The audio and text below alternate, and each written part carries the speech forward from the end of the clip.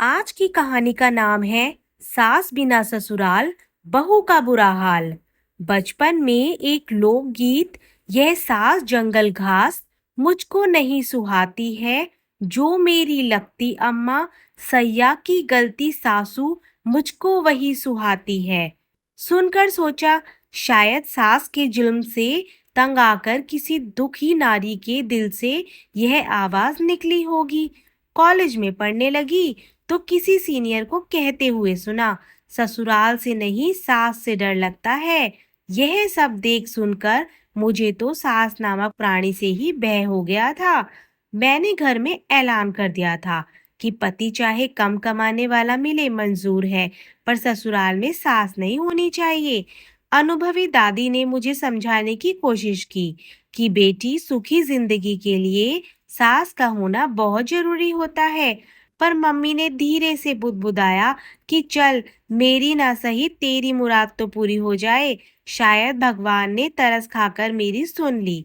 Graduation की पढ़ाई खत्म होते ही मैं सास विहीन ससुराल के लिए खुशी खुशी विदा कर दी गई। विदाई के वक्त सारी सहेलियां मुझे बधाई दे रही थी, यह कहते हुए कि हाय, कितनी लकी है तू, जो ससुराल में कोई झमेला ही नहीं, राज करेगी राज। लेकिन वास्तविक जिंदगी में ऐसी बात नहीं होती है। सास यानी पति की प्यारी और तेज तर्रार माँ का होना एक शादीशुदा स्त्री की जिंदगी में बहुत मायने रखता। इसका एहसास सबसे पहले मुझे तब हुआ जब मैं ससुराल में पहला कदम रखा। ना कोई ताना, ना कोई गाना, ना कोई सवाल और ना ही कोई बवाल, बस एंट्री हो गई मेरी, बिना किसी झटके के। सच पूछो तो कुछ मजा नहीं आया, क्योंकि सास से मिले वेलकम तानों के प्लान पर ही तो बहुएं भावी जीवन की बिल्डिंग तैयार करती हैं, जिसमें सासू माँ की शिकायत कर सहानुभूति बटोरना, नयनों से नीर बहा पति को ब्लैकमेल करना, देवर नंद को उनकी माँ के खिलाफ भड़काना, ससुर जी की लाडली बनकर सास को जलाना, जैसे कई झरोखे खोलकर ही तो जिंदगी में ताजा हवा के मजे लिए जा सकते हैं। क्या कहूँ और किससे कहूँ अपना दुखड़ा। अगले दिन से ही पूरा घर संभालने की जिम्मेदारी अपने आप मेरे गले पड़ गई। ससुर जी ने चुपचाप चाबियों का गुच्छा थमा दिया मुझे। सखियों, वही चाबियों का गुच्छा जिसे पाने के लिए टीवी सीरियल्स में बहुओं को ना जाने कितने पापड़ बेलने पड़ते हैं। कहते हैं ना कि मुफ्त में मिली चीज की कोई कद्र नहीं होती। बिल्कुल ठीक बात है। मेरे लिए भी उस गुच्छे को कमर में लटकाकर इतराने का कोई क्रेज नहीं रहा। आखिर कोई देखकर कुड़ने वाली भी तो होनी चाहिए। मन निराशा से भर उठता है कभी कभी तो।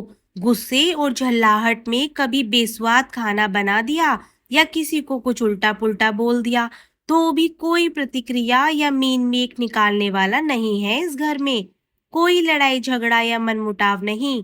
अब आप सब सोचो, किसी भी खेल को खेलने में मजा तो तब आता है जब खेल में द्वंद्वी और प्रतिद्वंदी दोनों बराबर के भागीदार हो। एक तरफा प्रयास किस काम का। अब तो लगने लगा है लाइफ में कोई चुनौती नहीं रही, बस बोरियत ही बोरियत। एक बार मोहल्ले की किसी महान नारी को यह कहते सुना था कि टीवी में सास बहू धारावाहिक देखने का अलग ही आकर्षण है। सास बहू के नित्य नए दाव पेच देखना, सीखना और एक दूसरे पर व्यवहार में लाना सचमुच जिंदगी में रोमांच भर देता है। उनकी बातों से प्रभावित होकर मैंने भी सास बहू वाला धारावाहिक देखना शुरू कर दिया। साजिश का एक से बढ़कर एक आइडिया देखकर जोश से भर उठी। पर हाय री मेरी किस्मत, आजमाइश करूं तो किस पर। बहुत गुस्सा आया अपने आप पर। अपनी दादी की बात याद आने लगी मुझे। उन्होंने मुझे समझाने की कोशिश की थी कि बेटा, सास एक ऐसा जीव है जो बहू के जीवन रूपी स्वाद में चाट मसाले का भूमिका अदा करता है, जिससे पंगे लेकर ही जिंदगी जायकेदार बनाई जा सकती है। काश उस समय दादी की बात मान ली होती, तो मजबूरन दिल को यह ना गाना पड़ता, ना कोई उमंग है ना कोई तरंग है, मेरी जिंदगी है क्या सासू बिना बेरंग है। मायके जाने का भी दिल नहीं करता अब तो। क्या जाऊं, वहां बैठकर बहनें मम्मी से जहां अपनी अपनी सास का बखान करती रहती है। मुझे मजबूरन मूक श्रोता बनकर सबकी बातें सुननी पड़ती है। बड़ी दीदी बता रही थी कि कैसे उनकी सास ने एक दिन चाय में कम चीनी डालने पर टोका, तो दूसरे दिन से किस तरह उनकी चाय में डबल चीनी मिलाकर उन्होंने उनका शुगर लेवल बढ़ा दिया। लो, अब पीते रहो बिना चीनी की चाय जिंदगी भर। मूवी देखने की शौकीन दूसरी बहन ने कहा कि मैंने तो अपनी सास को सिनेमा घर में मूवी देखने का चस्का लगा दिया है। ससुर जी तो जाते नहीं है, तो एहसान जताते हुए मुझे ही उनके साथ जाना पड़ता है मूवी देखने। फिर बदले में उस दिन रात को खाना सासू अम्मा ही बनाती है सबके लिए, तथा ससुर जी बच्चों को होमवर्क करवाते हैं। यह सब सुनकर मन में एक टीस सी उठती कि काश ऐसा सुनहरा मौका मुझे भी मिला होता। अब कल की ही बात है, मैं किटी पार्टी में गई थी। सारी सहेलियां गपशप में व्यस्त थी। बात फिल्म, फैशन, स्टाइल से शुरू होकर अंततः पति, बच्चों और सास पर आ टिकी। 4 वर्षीय बेटी की मां मीनल ने कहा, भाई मैंने तो मम्मी जी से एक्सचेंज कर लिया है बेटों को। अब उनके बेटे को मैं संभालती हूँ और मेरे बेटे को मम्मी जी। सुनकर कुड़ गई मैं। सुमिता ने मेरी तरफ तिरछी नजर से देखते हुए मुझे सुनाते हुए कहा, सुबह पति और ससुर जी के सामने मैं अपनी सास को अदरक और दूध वाली अच्छी चाय बनाकर दे देती हूँ। फिर उनके ऑफिस जाने के बाद घर के कई छुटपुट कार्य, जैसे सब्जी काटना, आटा गूंथना, चटनी बनाना, बच्चों को संभालने में दिन भर इतना व्यस्त रखती हूँ कि उन्हें फुर्सत ही नहीं मिलती कि मुझ में कमी निकाल सके। शाम को फिर सबके साथ गरम गरम चाय और नमकीन पेशकश कर देती हूँ। बस उसके इतना कहते ही एक जोरदार ठहाका लगाया सारी सखियों ने। बात खास सहेलियों की जाए तो पता चला कि सबने मिलकर व्हाट्सएप पर एक ग्रुप बना रखा है जिसका नाम है सासू माँ, जहाँ सास की खट्टी मीठी बातें और उन्हें परास्त करने के तरीके एक दूसरे को सेंड किए जाते हैं, जिससे बहुओं के दिल और दिमाग में दिन भर ताजगी बनी रहती है। पर मुझ जैसी नारी को उस ग्रुप से भी दूर रखा गया है, अछूत की तरह। पूछने पर कहती है, ग्रुप का मेंबर बनने के लिए एक अदद सासू का होना बहुत जरूरी है। मजबूरन मन मसोस कर रह जाना पड़ा मुझे।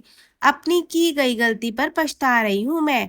मुझे यह अनुभव हो चुका कि सास गले की फांस नहीं, बल्कि बहू की सास होती है। बात समझ में आ गई मुझे कि सास बहू दोनों का चोली दामन का साथ होता है। दोनों एक दूसरे के बिना अधूरी और अपूर्ण है। कभी कभी दिल मचलता है कि काश मेरे पास भी एक तेज तर्रार, दबंग और भड़कीली सी सास होती। पर ससुर जी की अवस्था देखकर यह कहने में संकोच हो रहा है कि पापा एक बार फिर घोड़ी पर चढ़ने की हिम्मत क्यों नहीं करते आप। नई लड़कियों और अविवाहित सखियों, मेरा विचार बदल चुका है। अब दिल की जगह दिमाग से सोचने लगी हूँ मैं कि पति चाहे कम कमाने वाला हो, पर ससुराल में एक अदद साथ जरूर होनी चाहिए, जय सासू माँ की। दोस्तों, अगर आपको आज की कहानी अच्छी लगी हो तो कमेंट बॉक्स में जरूर बताएं, और भी अच्छी प्यारी कहानी के लिए हमारे चैनल को सब्सक्राइब करें। Thank you.